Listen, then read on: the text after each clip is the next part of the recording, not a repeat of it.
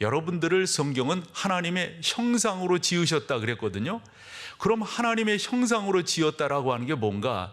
사실은 그 안에 일반적 아주 중요한 개념이 들어가 있어요. 그게 창세기 1장 26절인데요. 한번 읽어보실까요? 하나님이 이르시되 우리의 형상을 따라 우리의 모양대로 우리가 살아. 여러분 저기에서 우리가 이게 뭐를 뜻하는 거죠? 삼위일체 하나님이라는 거 아시겠죠? 하나님께서 우리를 그렇게 만드시는데, 만드실 때 그냥 우리를 그냥 동물 만드듯이 그렇게 만든 게 아니라 우리 가운데 어떻게 당신의 생기를 불어넣으신 것이 바로 당신의 형상으로 우리를 만드셨다는 거예요.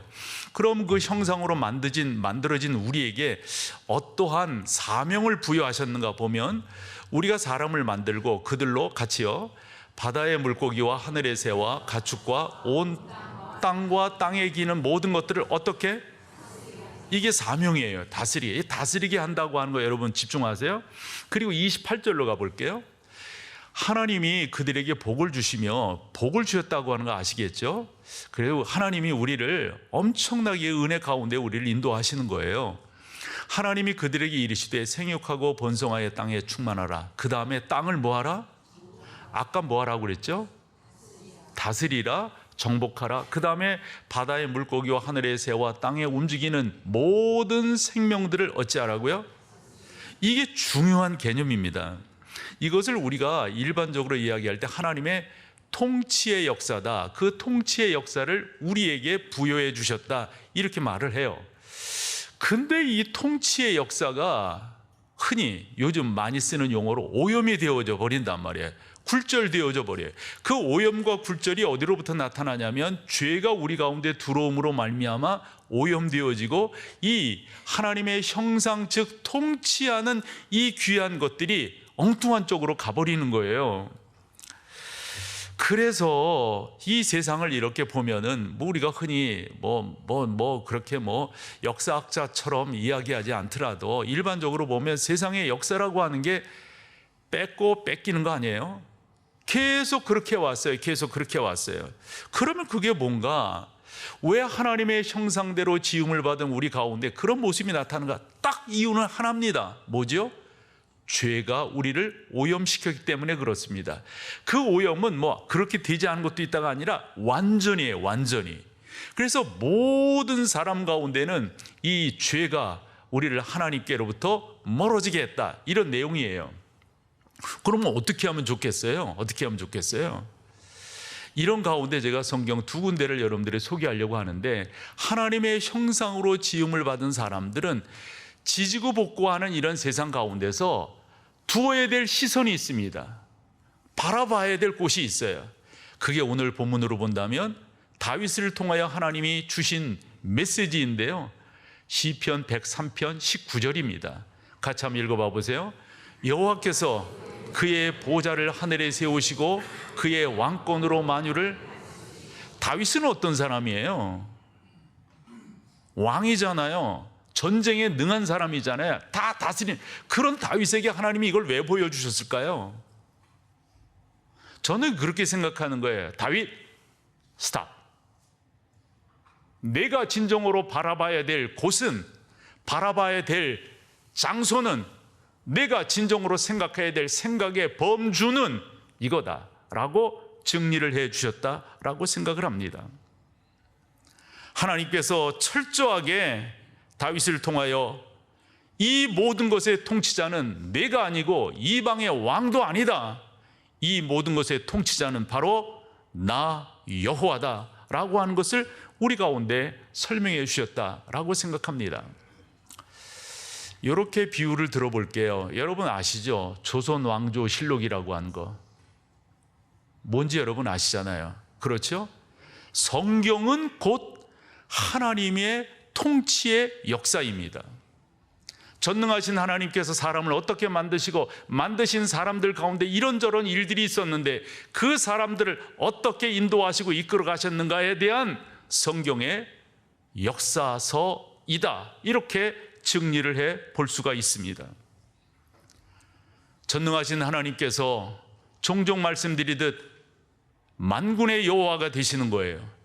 전능하신 하나님께서 진정한 통치자가 되시는 거예요. 전능하신 하나님께서 우리 모든 것의 소유권, 그래서 우리가 개혁주의 신앙을 가졌다고 하는 것은 그 하나님이 내 삶에 뭐라고요? 절대 주권자다라고 하는 것을 인정하는 것 아니라고 했습니까? 교회는 어떤 곳이어야 되느냐? 그런 여타 것들을 이야기하고, 그런 여타 것들에 분분하고, 그런 여타 것들에 시시비비를 가리고, 그런 여타 것들이 교회의 신앙생활의 주제가 되는 것이 아니라, 다윗에게 하나님께서 그의 삶이 빤했잖아요. 그런 다윗을 한 번도 눈을 들어 여호와 하나님을 바라보게 하셨다고요.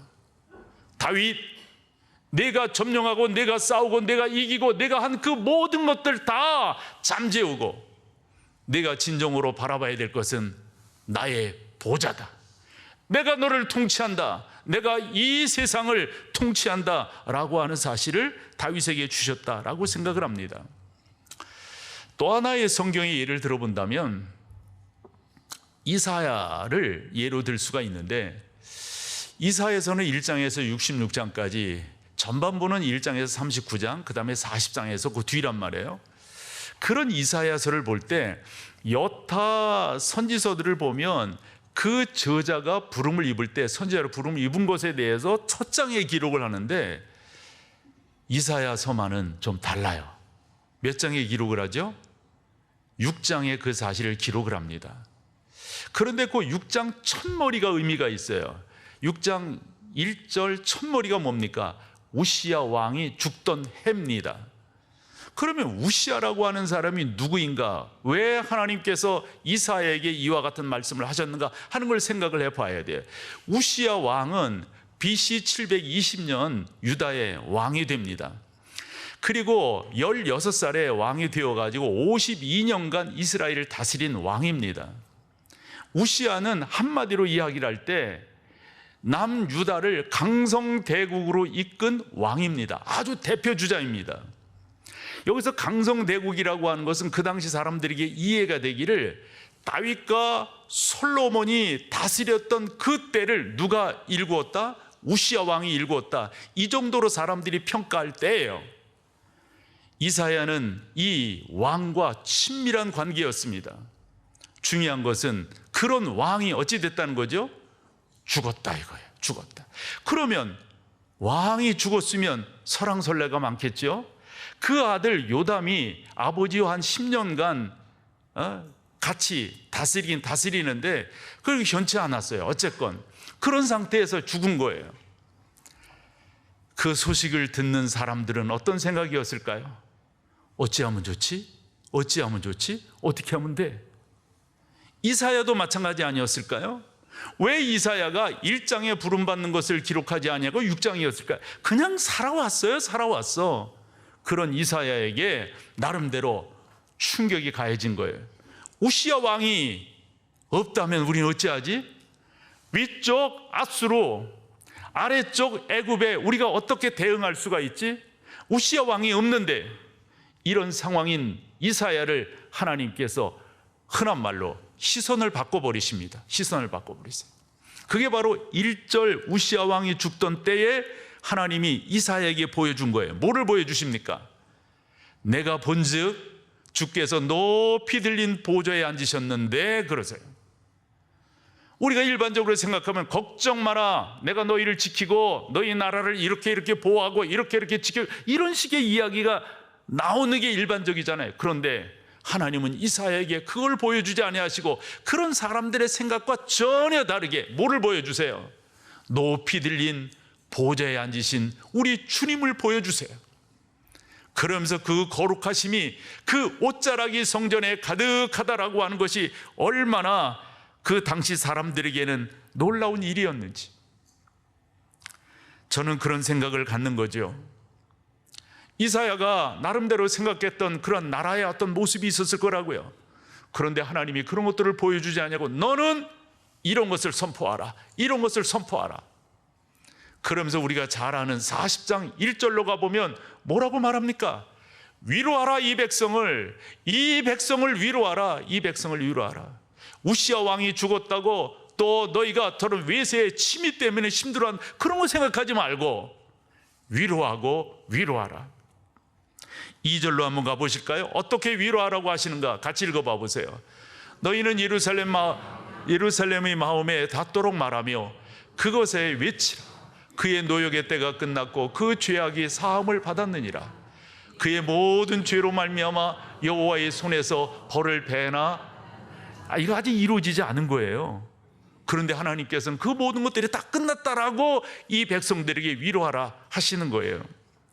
그 뒤로 9절로 11절까지를 보면 하나님께서 그 백성들을 얼마나 사랑하시고 위로하시는지, 너는 힘써 소리를 높이라. 뭐라고요? 두려워하지 말고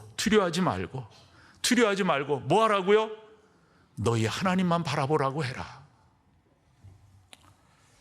사랑하는 여러분, 교회가 해야 될 게 뭐예요? 교회에 모여서 해야 될 게 뭐냐고요? 여호와 하나님의 보좌, 전능하신 하나님의 통치를 바라보는 이러한 하나님의 백성들로서의 건강한 모습들, 이것이 바로 교회에서 이루어져야 될 일이다라고 저는 믿습니다. 사람들은 생각하기를 우시아가 이렇게 딴 세상 사람이 되었으니 우리는 어찌할까? 이사야가 전하는 것은 그런 것 때문에 염려하지 말라는 겁니다. 사랑하는 여러분, 저는 우리 교회가 그런 교회가 되기를 바라고요. 하나님이 우리를 통치하신다. 저는 개인적으로도 하나님께서 내 인생에 우리가 흔히 말하는 그 노이 있잖아요. 그러니까 이 가는 길을 우리 하나님이 친히 내 인생에 그 모든 것들을 친히 인도하시고 이끌어 가신다. 왜 저도 이런저런 이야기 듣는 게 없겠어요? 왜 저에게도 불안함이 엄습해 오지 않겠어요? 그래서 저는 총종하는 게 시편 42편 5절과 11절, 여러분들에게 그것도 말씀을 드렸어요. 내 영혼아, 왜 내가 염려하며 근심하느냐? 뭐라고요? 너는 여호와 하나님을 바랄지어다. 하나님, 제가 끝까지 하나님 바라보게 도와주세요. 끝까지 하나님 바라보게 도와주세요. 사랑하는 여러분, 여러분들이 이 믿음의 공동체 안에서 해야 될 일이 있다면, 주장해야 될 것들은 뭘까요? 우리 하나님 바라보자고, 우리 하나님의 보좌를 바라보자고, 우리 하나님이 함께 하실 거라고. 여러분, 그렇게 나가야 되지 않을까요? 하나님의 통치는 지금도 우리 가운데 놀랍게 나타나는 줄로 믿습니다. 그것이 바로 이사야에게 보여준 이사야서 6장 3절의 말씀이에요. 3절을 보면 서로 불러 이르되 뭐라고요? 거룩하다 거룩하다. 주님의 모습을 보니까 만군의 여호와여, 그의 영광이 온 땅에 충만하도다, 이렇게 외치게 되는 거라고요. 저는 여러분들과 그렇게 외치고 싶어요. 그런 교회 만들어가고 싶어요. 그런 가정 만들어가고 싶어요. 이사야가 이렇게 외칠 수 있었던 것은 이제 6장에서 그렇잖아요. 11장에 가서 이 분명한 사실을 하나님께서 이사야에게 보여주십니다. 1절 중요한데 금방 아실 거예요. 뭔지. 이새의 줄기에서 한 싹이 나며 뭐를 가리키는 거죠? 예수 그리스도를 가리키는 거잖아요. 그 뿌리에서 한 가지가 나서 결실할 것이요 그랬습니다. 바로 다윗을 가리키지만 다윗은 우리 주 예수 그리스도를 상징하고 있단 말씀이죠. 지난 금요일까지 우리가 스가랴서를 보았어요. 스가랴서가 1장에서 14장까지 있는데 1장에서 9장까지는 하나님께서 보여준 환상, 그 다음에 나름대로의 어떤 메시지가 그 가운데 있다고요. 근데 특별히 10장을 넘어오면서 하나님께서 이른 비와 늦은 비를 그 가운데 허락을 하시는데 특별한 하나의 시점을 이야기하십니다. 시점을. 그게 바로 그날입니다. 그때입니다. 계속 이 스가랴는 그 시점, 그날에, 그때에 계속 말씀하는 거예요. 그런데 그것을 좀 더 이야기하는 게 14장에 나옵니다. 마지막 부분에 가서 그날에 이렇게 됩니다. 새벽 시간에 말씀을 드렸어요. 그날이라고 하는 것은 두 가지를 우리 가운데 이야기하고 있다. 하나는 초림이고 또 하나는 재림이다. 스가랴가 포로 해방된 그 백성들에게 성전을 지으려 합니다. 예루살렘 성벽을 쌓으려 합니다. 그들에게 말합니다. 그날에는 그런 것이 없을 것이다. 그날에는 그런 것이 없을 것이다. 아마 그 당시에 사람들이 꽤나 말이 많았을 거예요. 뭔 소리 하냐고. 그러나 여러분, 우리는 그날을 기대합니다. 그날을 믿습니다. 주 예수 그리스도의 초림을, 그리고 주 예수 그리스도의 재림을 우리는 믿는다는 말씀이죠. 우리는 그러한 믿음의 공동체로 이 안에 모여 있지, 엉뚱한 이야기하기 위해서 이 자리에 모여 있는 것이 아니란 말이에요. 사랑하는 여러분, 이 거룩한 주님의 공동체를, 이 주님의 보혈로 산 이 주님의 교회를 엉뚱한 사람들이 이쪽으로 이끌어가고 엉뚱한 사람들이 저쪽으로 이끌어가고, 우리 그러지 말자고요. 그러지 말자고요. 이 교회 안에서 여러분들의 정치적 색깔을 드러내시지 마시라고요. 이 교회는 하나님이 통치하시고 하나님의 보좌를 바라보는 다윗과 같은, 이사야와 같은 그런 시각을 가져야지. 저는 우리가 그런 신앙의 태도를 갖고 주 앞에 나가기를 소망합니다. 사랑하는 여러분, 성경은 예언과 성취를 통해서 우리 가운데 이루어진 거예요. 저는 종종 이 성경을 읽고 성경을 설교하고 성경을 볼 때마다 뭉클뭉클한 것은, 하나님이 우리의 지도자시구나. 하나님이 우리를 이끌어 가시는구나. 하나님이 우리를 통촉하시는구나. 이런데 그 조그만 것 때문에 제가 어하나, 우리 주일학교 그 프로그램 중에 어하나 프로그램이 있잖아요. 이 어하나 프로그램에서 제가 이사로서 오랜 기간 이렇게 봉사를 했어요. 그런데 제가 어하나에서 좀 멀어지게 된 이유가 있었어요. 우리가 주로 생각해야 될 것은 어떻게 이 공동체를 잘 세워나갈 것인가, 이런 생각해야 되잖아요. 너무 진보적 정치 색깔들이 나오는 거예요. 야, 우리 그러면 안 된다. 그러면 안 된다. 또 그러니까 그런 사람들끼리 모여지네. 우리 그러면 안 된다. 그러면 안 된다. 여러분, 교회가 이렇게 연도가 쌓여 이렇게 나아가잖아요. 그럼 서로 이렇게 맞는 사람들이 있어요. 맞는 사람들. 그 맞는 사람들의 대부분이 뭘까요? 이거 깨트려야 됩니다. 그러지 않으면 건강한 교회가 될 수가 없어요. 제가 노골적으로 이야기할게요. 여러분, 여러분들의 생각들 내려놓으셔야 됩니다. 여러분들의 친밀감, 나쁜 것은 아니지만 그것이 공동체를 이루어가는데 해가 된다면 내려놓으셔야 됩니다. 여러분들의 생각이 좋아요, 그렇습니다. 그럼에도 불구하고 주님의 교회가 공동체로 나아가는데 그것이 장애가 된다면 내려놓으셔야 됩니다. 여기가 지방 향후회가 아닙니다. 그렇게 모여서 그렇게 끼리끼리 하시면 안 됩니다. 제가 이렇게 자신 있게 말하는 것은 아직 우리가 거기까지 안 갔기 때문에 그래요. 거기까지 가면은 나도 그런 말 못해요. 아주 가기 전에 우리 장로님들이 이런 걸 잘 지도해 주셔야 됩니다. 그러지 않으면 건강한 공동체가 될 수가 없어요. 목사가 그렇게 가지 아니하도록 여러분들이 기도하셔야 돼요.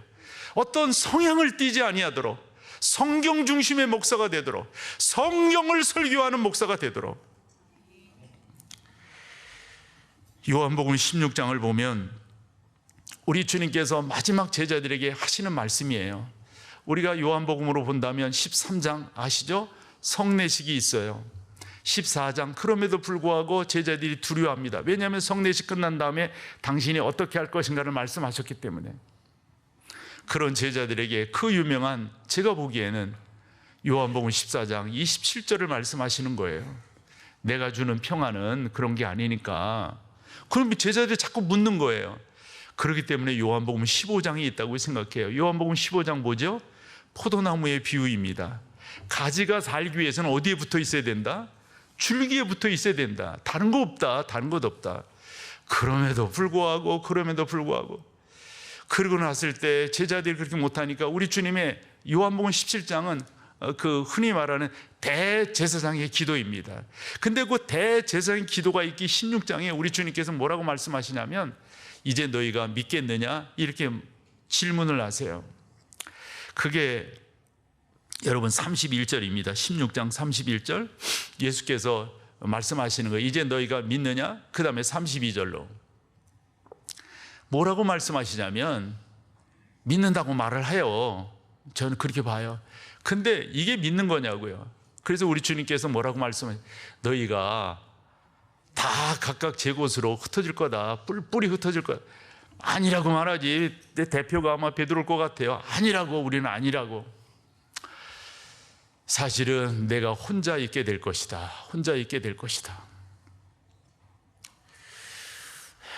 저는 이런 성경을 보면서 내가 주님께 이런 모습 보이지 말아야지. 우리 주님 혼자 계시는 모습 내가 보이지 말아야지. 그때 우리 주님께서 독백처럼 32절을 이야기하십니다. 이건 난 주님의 독백이라고 생각해요. 내가 혼자 있는 것이 아니라 아버지께서 나와 함께 계신다. 나 이게 우리 주님의 독백이라고 생각해요. 근데 저 독백을 하는 주님의 우리 인간적으로 생각해 보자고요. 어떤 마음이실까요? 흔히 3년 동안 동고동락했어요. 말씀으로 가르쳤어요. 수많은 기적을 보였어요. 그럼에도 불구하고 이들이 다 떠날 거라는 거예요. 그럴 때 독백처럼 말씀하세요. 너희가 다 떠난다 할지라도 나의 아버지께서 나와 함께 하실 것이다.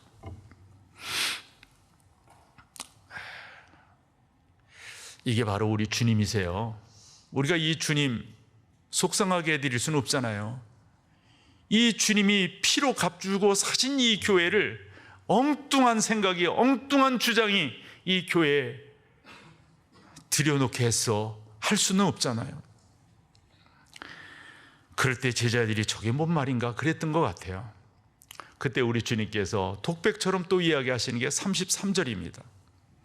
이것을 너에게 이르는 것은, 내가 이렇게 너희들한테 쭉 자세하게 말하는 것은 제발 부탁인데, 내가 만약 성경을 기록했다면 그 말을 넣었을 것 같아요.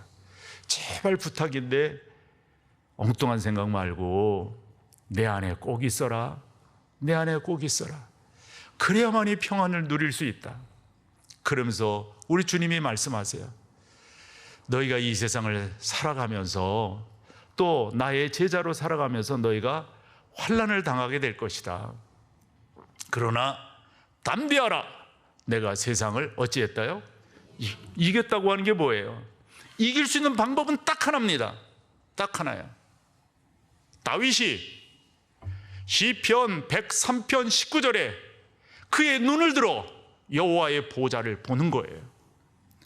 이사야서 6장 1절에서 10절까지 그 중에 1절과 3절에서 우시아가 죽던 그때 하나님의 보좌를 보는 거예요.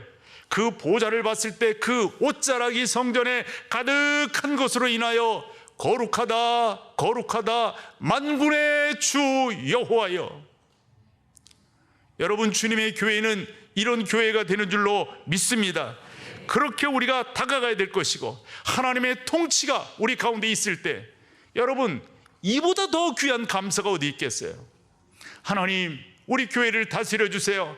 세상의 이런저런 주장들, 수많은 것들이 우리 가운데 들어온다 할지라도 하나님, 물리칠 것들을 물리치게 하시고 분별할 것들을 분별하게 하셔서 오직 하나님의 구원의 구속의 그 놀라운 역사하심이 우리를 온전히 이끌어가도록 도와주세요. 여러분, 제가 좀 부족한 사람인데요, 어쨌건 제가 이거 잘 지켜볼게요. 잘 지켜볼게요. 엉뚱한 길로 나가지 아니하고 주의 말씀이 이 교회를, 그리고 우리의 시선이 수평적인 것에서 하늘을 바라보므로 하나님의 영광을 도모하며 나가는 그런 거룩한 공동체가 될 줄로 믿습니다.